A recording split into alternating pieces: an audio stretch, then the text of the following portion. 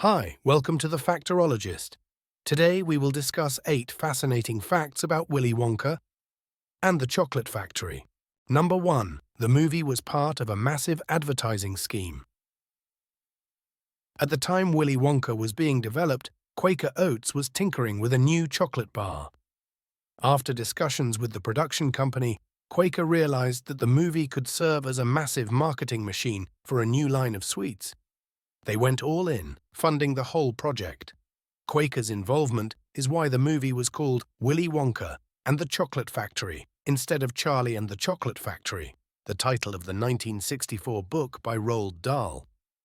Because of the $2.9 million investment, Quaker wanted the brand name right in the movie title. Ironically, Quaker ran into some issues with the chocolate formula they were developing, so their Wonka bar wasn't released until 4 years after the movie came out.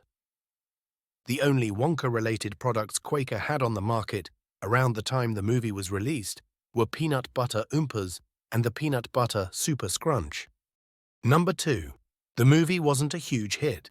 It's hard to imagine Wonka as anything but a runaway success these days, but the initial response to it was a bit mediocre.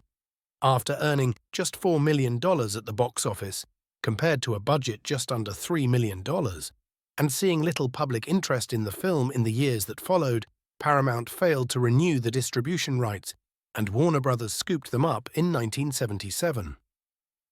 Warner Brothers knew just what to do with them. Once they brought the movie to TV and VHS, the film gained a new audience and went on to become a cult classic. Number 3. Author Roald Dahl was not a fan. It's not an uncommon phenomenon for authors to be disappointed in the movie adaptations of their books. Roald Dahl, for one, called Wonka crummy. He didn't care for the music, the director, or the casting choice of Gene Wilder. I think he felt Wonka was a very British eccentric.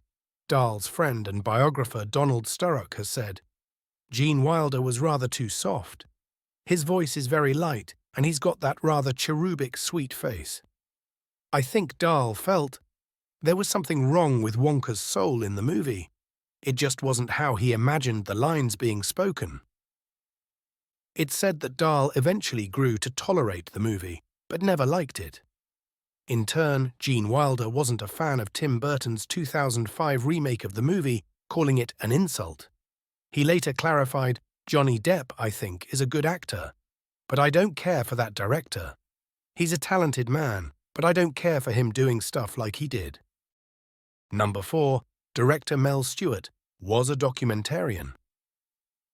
Stewart was well known in cinema circles for films like 1963's The Making of the President, the story of the 1960 U.S. presidential election, and 1968's The Rise and Fall of the Third Reich. So how did he end up directing one of the most beloved children's movies of all time? At the insistence of a child, of course. Roald Dahl's Charlie and the Chocolate Factory was a favorite of his daughter Madeline's, and she told him what a great movie it would make. She eventually even landed a small speaking role in the film. "I'm very proud of that movie," Madeline said when her father died in 2012. "I think it's absolutely brilliant and charming, and a bit dark and very funny. And all those things describe my father."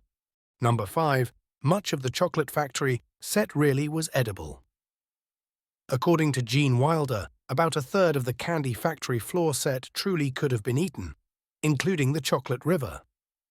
But although the river certainly looked dreamy, none of the actors were too tempted to eat it. What with all the people walking through it during filming. One element that wasn't edible, the yellow teacup flower Wilder sinks his teeth into during the song Pure Imagination. It was wax, which Wilder had to chew on until the take was complete. Number 6. The fake-out stumble was done at Gene Wilder's insistence. Many actors wanted the part of Willy Wonka, but director Mel Stewart desperately wanted Wilder.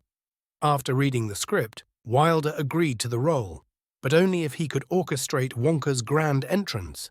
"I will do it if I can come out, and all the crowd quiets down, and I am using a cane," Wilder told Larry King in 2002, recalling his conversation with Stewart.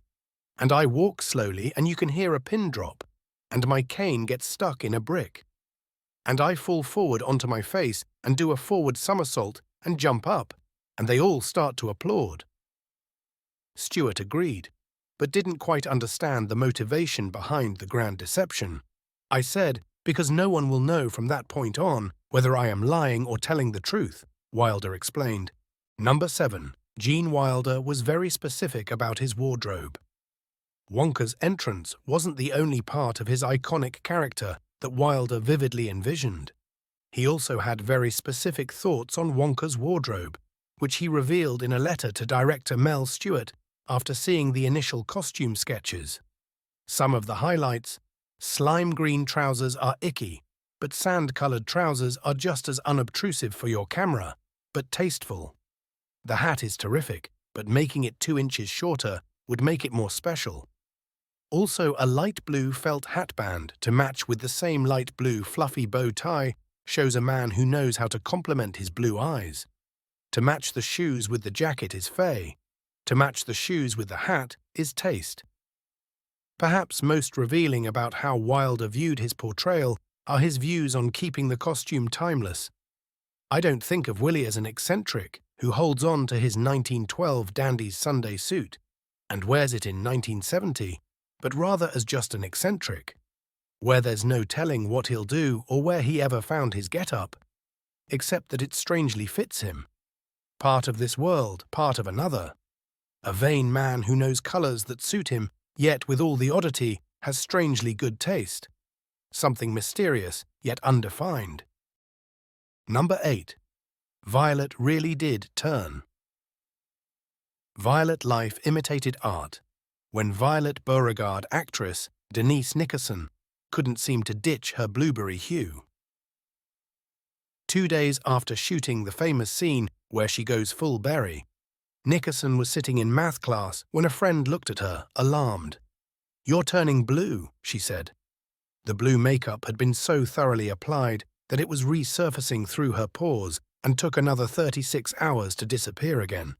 "Needless to say, I didn't get asked out for a date in that school," Nickerson later said. "They thought, if I take her out, she could turn polka dots." Thanks for listening to The Factorologist. Please subscribe, and until next time.